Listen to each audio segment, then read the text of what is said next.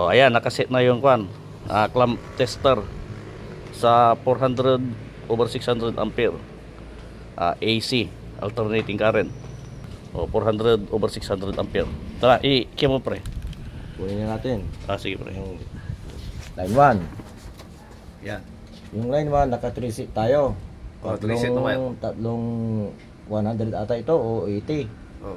Ayan, yung isa 31 ampere. Yung pangalawa. Yung pangalawa 31 ampere din. Pangatlo. Adi 62 na. Oh. Tapos 32. Bali yung isang linya lang yan. Oh, isang linya naka 94 ampere tayo. Oh, yung pangalawa. Itong single line, phase, blanco yung yellow. Line 2. Ayan. 28. Pangalawa. 24. Yung pangatlo.